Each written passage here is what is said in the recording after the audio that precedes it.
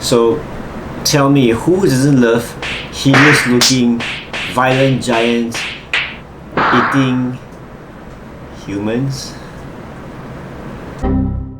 Okay, I'm just kidding. But to be honest, if you haven't watched Attack on Titan already, I think now is the best time to do so. And without any spoilers, I'm gonna try to explain why.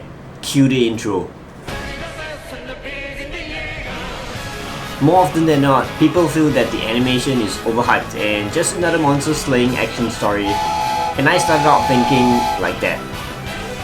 And it took me years after season 1 before I actually started watching the anime on Netflix basically. Trust me, Attack on Titan is nothing like you would have imagined. It's totally not unusual to hear fans compare Attack on Titan with Game of Thrones because of all the similarities that these two shows have. And I tend to disagree and agree at the same time. Every show has their leads, their plot armors, but like Game of Thrones, you don't necessarily feel like the side characters are side characters.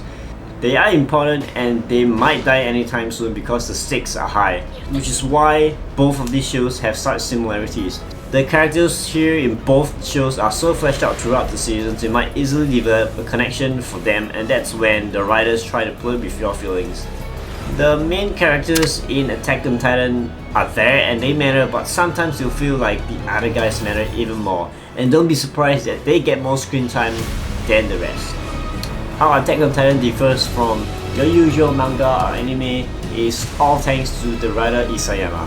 He probably had everything planned out before he started any proper writing. If you look at a regular storyline, it always starts out with a hook and the plot drives you down a linear path and slowly expands into many different smaller plots like Naruto or most of the shonen. Attack on Titan is like that, but it's a little bit different. It will come to a point when you realize that there was never the plot or a plot, because everything intersected one another like a spider web and was laid out way before you could have imagined it to be. We just didn't see it yet. In Game of Thrones, JRRM writes his narrative in a way where he calls himself the gardener. He creates these characters and allows them to grow and evolve and play themselves out in the books, which is how Game of Thrones managed to create such a phenomenal fan base with its unpredictability. And here's the small difference between Isayama and JRRM. Isayama is what JRM would term the architect. Hello, Neil. One that has everything planned out ahead of time. Every action, every word, and every line the character says is never meaningless. Every episode counts and there are really no fillers or pointless acts. Okay, maybe a couple. Many animes or shows I think will go in between these two writings. They're not bad at all and they could be really good, but sometimes they lack the unpredictability and the revelations that either these writing styles could bring out. Attack on Titan's story is so intricately crafted from the beginning to the end that when you're watching future seasons or reading future volumes, you get moments when you simply go, fuck.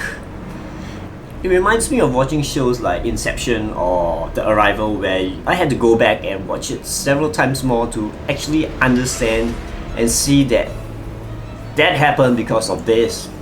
And it's not the same when you say this happened because of that. That makes a big difference.